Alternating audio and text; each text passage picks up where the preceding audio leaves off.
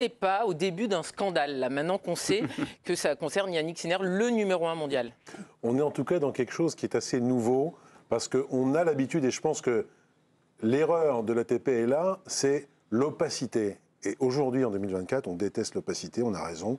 On est dans la transparence, on a des moyens de transparence, on a des énormes caisses de résonance qui amplifient encore ce genre de choses et de décisions. Donc on est un petit peu gêné aux entournures quand on apprend qu'un gars comme Sinner, numéro 1 mondial, est testé positif et derrière n'est pas suspendu. Ce qu'on a l'habitude de voir, c'est la suspension à titre conservatoire. Tu es suspendu, derrière tu n'es pas d'accord, tu défends ton cas et à la fin on compte. Et on dit, ah ben excusez-nous, on s'est trompé, ou finalement on croit ta version, et donc tu es totalement blanchi. Mais tu es blanchi, mais tu payes quand même, comme la pauvre Simone Halep par exemple, souvenez-vous, Simone Halep, on ne peut pas dire que ça soit une petite prise, c'est une très grosse prise, numéro 1 mondial, elle a gagné des grands chelems, etc., la Roumaine, elle est contrôlée positive, elle dit tout de suite non, donc appel, mais là non suspensive, puisqu'elle prend 4 ans, finalement au bout de 9 mois, son cas est réglé, et on dit, ah ben désolé, on s'est trompé. Évidemment, on ne va pas se déjuger et dire, t'as fait 9 mois de suspension pour rien. Donc on lui dit, on te condamne à, 9 mois. Donc on la condamne exactement au moment de sa suspension et de son truc conservatoire, si vous voulez, sa suspension conservatoire. Mais on s'arrête là. Voilà. Mais au moins, il y avait, même si elle est à jamais...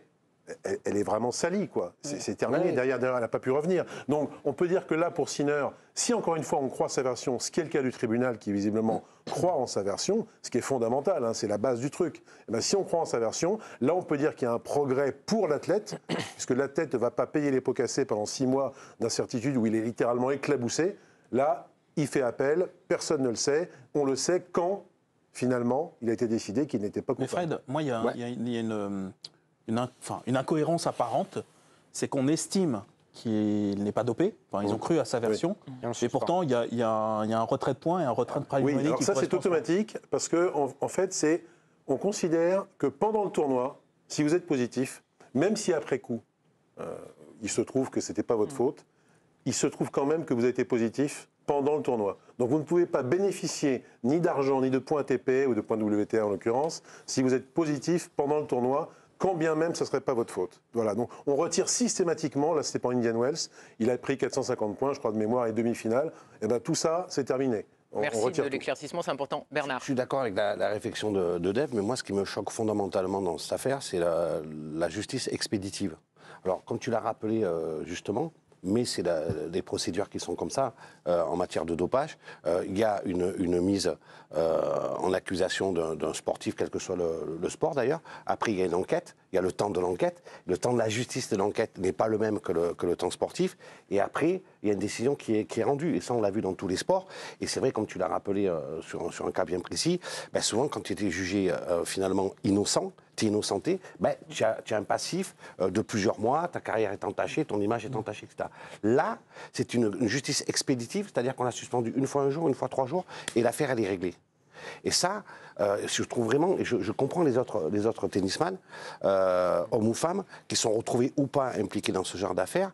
Il y a 2 poids, 2 mesures. Et comme moi, je suis légaliste, j'estime que la justice, elle doit être la même, qu'elle condamne ou pas. Alors attention, Yannick, une petite précision quand même, aussi. on ne l'a pas suspendu un jour puis 3 jours et après c'est terminé. C'est-à-dire que la différence c'est que son appel était suspensif. C'est-à-dire qu'on a jusqu'à aujourd'hui, on l'a mis en suspens, mais il n'était pas du tout innocenté. Tu vois ce que je veux dire? C'est-à-dire que c'est vraiment que maintenant où on aurait dit, finalement, écoute mon gars, on ne croit pas à ta version, donc tu vas être suspendu. Là, il y aurait une sanction. Non, mais là, et là, en l'occurrence, on dit on croit à ta version, donc fin de l'histoire. Mais c'est pas du tout, tu vois, c'était une c'est c'était en l'Agence février. internationale du dopage qui peut se saisir du dossier. Oui, maintenant, il peut y avoir des appels suspensifs ou des appels, je veux dire... mais ça n'a pas été fait d'entrée, tu vois ce que je veux dire? Non, ça n'a pas été fait d'entrée. C'est la différence, si tu veux, avec avant. On a décidé que, OK, ça va, Voilà. ça passe. Et donc, on a passé sous silence, surtout. C'est ça qui dérange, c'est l'opacité. Oui, c'est ce que j'ai dit au début, c'est que c'est l'opacité. C'est pour protéger l'athlète, OK, mais on ne l'a pas toujours fait. On a même parfois passé totalement sous silence certains cas, comme le cas d'André Agassi. Qui est très il a connu. dit lui-même, il a avoué Dans quand son il a bouquin. fait sa carrière, voilà, il avait pris de la autobiographie, méthamphétamine en 97. Il est positif, ça c'est avéré, ça sort pas. Après, c'est une autre époque aussi, Fred. Oui, c'est toujours des autres époques. Oui, tu sais, mais- peut-être que dans 10 ans ou dans 20 ans, on dira à l'époque de Sinner, c'était comme ça, voilà. Mais il se trouve quand même que c'est des trucs qu'on peut voir avec nos yeux d'aujourd'hui. Agassi, positif à la MET, Et on vient lui dire, écoute mon vieux, t'es positif, mais t'es pas sanctionné et puis ça sort pas parce que t'es quand même important pour le tennis, donc on laisse tomber. Et Tidiane, deux choses. Le contrôle donc est révélé 5 mois après. Est-ce que ça vous choque? Et le fait aussi qu'il y ait des joueurs majeurs, Lucas Pouille, Kyrgios, qui tout de suite ont réagi et qui ne croient pas du tout aux explications qu'ils ont lues. Est-ce que ça va faire grand bruit sur le circuit aussi? Dans tous les cas, je pense que ça va décrédibiliser à la fois les instances du tennis et peut-être aussi même les instances antidopage, parce qu'en fait, avec ce délai dans lequel il y a l'opacité qui s'est imposée sur ce cas, en fait, ce qui ressort, c'est qu'il y a peut-être des petites combines derrière, qu'on nous dit pas tout, qu'on nous cache des choses, et ça, je trouve que, d'un point de vue éthique, c'est assez répréhensible, enfin c'est assez préjudiciable, je veux dire, pour le tennis. Et puis moi, il y a un point sur lequel on ne s'est pas forcément arrêté, c'est sur quelle base, en fait, on s'est appuyé pour reconnaître la culpabilité ou la non-culpabilité de Sinner. Et moi, ça me choque, c'est qu'aujourd'hui, on ne s'appuie plus sur la notion d'infraction, c'est-à-dire, en gros, est-ce qu'il avait une substance interdite dans son corps? On s'appuie sur la notion de responsabilité. En gros, est-ce que c'est de sa faute ou pas de sa faute? Et ça, je trouve que ça ouvre beaucoup de possibilités. Et justement, le fameux 2 poids 2 mesures dont Bernard parlait juste avant, ça veut dire comment on va justifier, comment on va établir qu'un athlète, il est responsable ou pas de sa contamination, puisque maintenant, on plaide la contamination à tout va. Moi, c'est ça qui me choque, parce que, enfin, honnêtement... C'est en ce sens que je parle de justice expéditive. Fred? C'est en ce oui, sens-là. facile de répondre à ça pour une raison, c'est la quantité. C'est-à-dire que quand tu as Sarah Errani ou autre joueuse italienne qui plaide, pareil, la négligence ou la malveillance, il y a un médicament qui est tombé dans mes pattes pour un peu schématiser, c'est le médicament de ma grand-mère, je suis positif à cause de ça, on la suspend, on ne la croit pas, parce que les doses ne sont pas assez faibles pour que sa thèse, sans compter le côté incongru et absurde du truc où les médicaments tombent dans les pattes, voilà, là c'est terminé, il n'y a pas de débat. Là, c'est une dose qui est infinitésimale. Oui. On parle de 1 millionième de gramme. Oui. C'est-à-dire que si vous ingérez ça, vous êtes positif, il n'y a pas de débat là-dessus, mais en aucun cas, vous n'avez pu ou vous ne pourrez améliorer vos performances. Donc, tu es positif mais pas dopé. Voilà. Et ça, c'est un distinguo qui est extrêmement important. C'est un cas de joueur positif mais pas dopé. Voilà. On a eu des dopés négatifs. Absolument, absolument. Là, c'est sur la notion d'infraction, en fait, que la sanction s'établit. C'est pas sur la notion de dopage, c'est sur la notion d'infraction. Quelle est l'infraction qu'on reproche à l'infraction, c'est simplement que... Et quelle est sa responsabilité dans cette infraction? Lui, il a fait une erreur parce qu'il aurait dû... Le problème, c'est que l'athlète en tennis est toujours responsable puisque c'est lui le patron. Ah oui. Il est tout seul, c'est sport individuel. Il embauche un kiné, un entraîneur. Il est censé soit les briefer, soit prendre des gens suffisamment compétents pour que ce kiné en question, qui s'appelle Naldi, qui est un jeune, mais qui est un bon kiné, pas censé arriver et masser un gars. Je me suis renseigné beaucoup. Il y a énormément de kinés qui vous disent Lucas Pouille, je comprends son point. C'est pour ça qu'il est vent debout. C'est que lui, il dit moi, mon kiné que j'embauche depuis 10 ans, il s'est toujours lavé les mains avant de me traiter. Il a de la chance. Mais je me suis vraiment renseigné auprès de kinés qui ont une grosse expérience et qui sont des pontes aussi de ce métier. Ils m'ont dit, franchement, ça nous arrive de ne pas nous laver les mains, tu vois. Donc après, ce kiné-là, il s'est mis une pommade pour cicatriser. Voilà, il s'est pas tartiné pendant 5 minutes. Il s'est mis un petit peu de pommade et visiblement, faire un traitement d'1 heure derrière, ça suffit pour qu'il soit légèrement, mais 1 millionième de gramme. Ça, plus personne ne me touche. Voilà. Et donc, faire les émissions. Mais à partir de quelle quantité de clostébol, il n'y a pas de problème. Justement, la performance est augmentée du sportif? On est beaucoup plus élevé, beaucoup plus élevé. C'est un truc qui a été déjà utilisé dans les 70-80 par vraiment le royaume du sport et du dopage, qui était la RDA, à l'époque où il y avait des programmes, enfin bon... Comme tu y vas, mais... les absents ont toujours tort. Oui, c'est ça. Thomas, est-ce que Marie, d'accord, si tu nous entends. D'accord, monsieur Verdier. Monsieur Verdier, Thomas, est-ce que cela entache le monde du tennis? Parce qu'on était en rédaction aujourd'hui et il y avait des fervents supporters de vélo. Et ils disaient de toute façon, en cyclisme, dès qu'il se passe quelque chose, on nous rappelle qu'on est un sport de dopé, on est vraiment le vilain petit canard dans le sport. Quand c'est le foot, quand c'est le tennis, finalement, ça passe crème et l'image de ce sport n'est jamais entachée. C'est la question. C'était pas mon avis, c'était l'avis de certaines personnes. C'est la question que j'allais poser à Mon chef Fred, d'aide notamment, Amaury, qui trouve que c'est un scandale ce 2 poids 2 mesures. C'est la question que j'allais poser à Fred, c'est qu'en fait ça arrive à un moment où sur Indian Wells on est vraiment sur une dynamique où Yannick Sinner est considéré donc avec Alcaraz comme l'incarnation, l'un des 2 visages qui doit marquer la prochaine décennie du tennis. Et donc on était un peu là aussi dans cette période du tennis, je parle sous le contrôle de Fred, où on essayait de chercher une rivalité. Et cette rivalité Sinner-Alcaraz, elle est née depuis un moment, dans les tournois un peu next-gen, etc. Je me souviens d'un match entre les deux à Bercy qui est extraordinaire. Et on se cherchait un peu une rivalité aujourd'hui dans le tennis. Donc je me demande si, dès la première réussite et la première domination de Yannick Sinner, dénoncer un acte de dopage, je pense que le monde du tennis, ça allait faire grincer pas mal de dents. Qu'on laisse passer un petit peu, qu'on mette un petit peu la poussière sous le tapis et qu'on sorte ça un peu plus tard, où Yannick Sinner est un petit peu blessé, où la saison est un petit peu terminée, je me dis que c'est pas anodin. C'est probablement pas anodin et je pense que si Sinner était 15, 16e mondial, est-ce qu'on l'aurait su? Est-ce que ça aurait été aussi impactant? Je pense pas. Là, on avait quand même un nouveau numéro 1 mondial qui dégageait quelque chose d'assez sympathique. Donc voilà, je pense que quand même on a... Surtout que c'est un sport qui a une espèce de culture du secret là-dessus. C'est-à-dire qu'autant, je pense qu'on a été habile sur le fait de le protéger à un moment bien précis. Quoi. Après, il y a une lutte à ciel ouvert pour le vélo, par exemple. Ça, c'est établi. Alors après, c'est toujours pareil. C'est comme les gendarmes et les voleurs. J'ai l'impression qu'ils ont toujours un temps de retard. Mais malgré tout, la lutte, elle est là. Elle est connue de tous. Mais il y a toujours un voile maintenant sur le monde du vélo. Bien sûr, oui. Mais parce que c'est les antécédents qui font ça. Mais le tennis, ça va plus loin. C'est que il y a toujours eu une espèce de culture du secret. On a parlé de l'exemple d'Agassi, mais qui...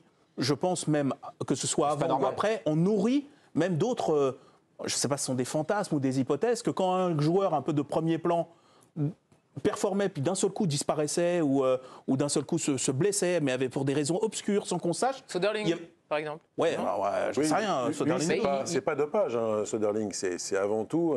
Il y a eu des questions qui se sont dit, on l'a vu éclater à Roland-Garros, et après il a vraiment disparu. On peut toujours balancer des rumeurs, sauf que les preuves. Je ne les balance pas, je rappelle qu'elles existaient à l'époque. Voilà, Soderling, c'est avant tout une mononucléose, c'est un truc extrêmement grave, qui s'en est jamais remis. Il y a eu des cas positifs, des gens suspendus, des grands noms. Marin Cilic, Martina Hingis, Maria Sharapova, très près de nous, Simona Halep, André Agassi et d'autres, Mats Wilander, John McEnroe, etc. Tous ces gens-là ont été contrôlés. D'autres un peu moins forts. D'ailleurs. Comment ? Qui n'étaient pas tous est-allemands. Non, pas tous. Comme quoi ? Ni tous italiens. Et puis pas les mêmes substances aussi, parce qu'il y en a beaucoup, c'est des substances dites récréatives. Exactement. Là, on est sur un stéroïde. C'est pas tout à fait Sharapova, pareil. c'était pas récréatif, hein, c'était la même chose, c'était les choses qui étaient comparables. Mais McEnroe a été suspendu. Sharapova, c'était encore différent. McEnroe, je ne sais plus, c'est il y a longtemps, mais il a pris une amende en tout cas. Ah oui, une amende. Il n'avait pas été suspendu, alors que lui, c'était la fin de sa carrière. Voilà, mais dans son bouquin, il expliquait, il s'était préparé, je crois que c'était pour l'Open d'Australie, il essayait de se remettre en forme, puisqu'il avait un peu toujours négligé son physique, et il avait parlé de traitement digne de traitement de cheval, en fait, des trucs que tu sers au canasson. Il avait même expliqué ça dans son bouquin. Bon, manifestement, c'est passé crème, pour reprendre votre expression qui plaît beaucoup à Bernard. Il y a un cas sur lequel je vais revenir, parce que on m'a beaucoup dit, j'ai beaucoup entendu depuis la révélation de ce cas, j'entends beaucoup de gens qui me parlent de 2 poids, 2 mesures. Oui, j'entends ça. Moi, il me vient à l'esprit un nom que vous connaissez sans doute pas et vous avez quand même pas mal d'excuses, c'est le cas de ce joueur qui s'appelle Marco Bortolotti, qui est assez peu connu, puisqu'il est 100e mondial en double, et encore l'année dernière, pas forcément cette année, donc à peu près 100e mondial. Et ce garçon a eu exactement à la fois le même problème que Sinner. Il est italien aussi ? Il est italien aussi. Il faut savoir qu'en Italie, c'est une crème, en l'occurrence, qui contient un petit peu de ce produit en question, hein, qui s'appelle la dermofoline de mémoire, qu'on peut trouver en pharmacie pour 12 €. Donc c'est un truc qui est extrêmement facile. C'est très précis. Oui, non, mais j'ai été obligé de me renseigner parce que c'est quand même important de savoir de quoi on parle. J'ai apporté quelques échantillons d'ailleurs, Karine, puisque j'ai appris que vous avez eu quelques soucis. Bon. Eh bien écoutez, je vais en faire la promotion. Donc ce Bortolotti a eu le même problème et il n'y a pas eu de traitement de faveur ou de défaveur pour lui non plus, parce qu'il a beau être vraiment un soutier du tennis et un garçon extrêmement modeste et qui a toutes les raisons de l'être, pour reprendre ce que disait Churchill. Bortolotti, lui, il a eu ça. Pareil, il n'a pas été suspendu tout de suite. On a dit, c'est des doses infinitésimales, on regarde ton problème, on te croit puisqu'il n'y a rien du tout. Il n'en reste pas moins que tu es suspendu, en tout cas que tu as été contrôlé positif. C'était pendant le Challenger de Lisbonne. Eh ben, on a fait la même chose qu'à Sinner, on lui a enlevé sa dotation financière, il n'a plus rien, ce qu'il avait touché à Lisbonne, et ses points aussi de Lisbonne. Donc il y a eu la même chose, c'était en octobre dernier. Lui aussi, il avait apporté la preuve d'une contamination absolument. En tout cas, il avait, si tu veux, évoqué cette question-là, en disant voilà ma version, voilà ce qui s'est passé, voilà le coup de la crème, encore un kiné ou peut-être encore autre chose. Décidément, c'est kiné. Non, mais même crème, même problème, et il a été Bernard. Il a été blanchi. Il n'est pas suspendu, il est blanchi. Et la procédure était éclose. Oui, absolument. Fred, dernière question. On a vu des réactions de joueurs qui sont quand même majeurs, de joueurs que, évidemment, Sinner croise sur le circuit. ça va être oublié, dans 10 jours on n'en parlera pas, ou il va y avoir une fronde, et peut-être qu'on attend aussi des réactions de joueurs encore plus huppés. Alors oui, parce que Kyrgios, il joue plus, hein, il n'est pas officiellement en retraite, mais il est surtout là pour donner son avis, et si possible que ça soit extrêmement tranché. Donc Kyrgios, il ferait mieux de trouver des Là, vous le défendez votre... Non, c'est pas ça, c'est que j'aime beaucoup Kyrgios quand il joue, mais quand Lucas Pouille, quand il pérore, français, Lucas Pouille, je vous ai expliqué ses raisons, elles sont tout à fait légitimes. Il a un kiné depuis 10 ans, il l'explique. Le kiné se lave toujours les mains, donc il ne croit pas à la façon de Sinner. Il a tout à fait le droit de ne pas y croire, hein, ça c'est respectable. Shapovalov... De ne pas accepter sa négligence. Oui, mais la négligence, elle vient autant de Sinner, qui est coupable là-dessus, qui aurait dû dire au kiné, attends, c'est quoi ton truc? Pourquoi tu ne te laves pas les mains? Que sais-je? Ça, c'est pour le coup, c'est sa responsabilité. C'est une faute grave du kiné quand même. Parce que le kiné doit savoir, au moins, regarder la composition de la crème en question et de se dire, s'il y a le moindre doute, je me lave les mains avant. Et donc Fred, est-ce que ça va coucher d'une souris? Est-ce que lorsque Sinner va revenir sur le circuit, est-ce qu'il pourrait être hué lorsqu'il va entrer sur le terrain, ou vous ne croyez pas du tout? Faudra voir. Les réactions des foules sont complètement imprévisibles, donc on n'est pas à l'abri. L'US Open, c'est quand même un endroit où il se passe des choses, ça mouline pas mal, ça gueule pas mal. On n'est pas à l'abri. Si Sinner est un peu maladroit, comme l'avait été Swiatek pour d'autres raisons, hein, mais Swiatek avait été un peu maladroit avec le public à Roland-Garros en parlant d'argent, en parlant de faut nous comprendre et tout, faut vous taire après sa victoire. Si Sinner n'est pas très adroit, il va peut-être se prendre une bronca. Je n'en sais rien aujourd'hui, mais ce qui est sûr, c'est qu'il n'y a pas pour l'instant suffisamment d'éléments pour qu'on parle ni de scandale, ni de 2 poids 2 mesures. Le tennis va bien. En tout cas, Sinner va bien, Sinner va mieux puisqu'il était forfait pour les Jeux Olympiques. Dernière question, tu penses que sa première sortie médiatique peut changer la donne? Parce que en tout cas, en Italie. Il va être très attendu sur comment il va se justifier. Il a communiqué déjà. Il a communiqué. Dire quoi de plus de ce qui est sorti? L'opinion italienne est très partagée sur Sinner. Il y a beaucoup de gens, et puis son palmarès parle, qui disent c'est notre plus grand sportif italien aujourd'hui. Beaucoup de gens qui n'ont pas aimé son forfait au JO, parce qu'il était déjà forfait il y a 3 ans à Tokyo pour les JO, pour les mêmes raisons qui ne sont pas des raisons. Il y avait une angine là, bon voilà. Ça tombe mal. Mais voilà, il a ce côté allemand, hein, pour schématiser, parfois certains l'appellent en Italie l'allemand. Il est, disons, beaucoup plus froid, beaucoup plus calculateur qu'un Fognini, qui n'a pas le même niveau, ou que d'autres joueurs, même Musetti. Donc il n'est pas encore totalement aimé par les Italiens. Il a fait des trucs énormes en Coupe Davis, il a fait des trucs énormes au Masters, il a gagné l'Open d'Australie, mais il n'a pas encore une énorme cote d'amour, et il y a beaucoup de gens qui sautent sur l'occasion pour dire Sinner, décidément, on ne peut pas lui faire confiance.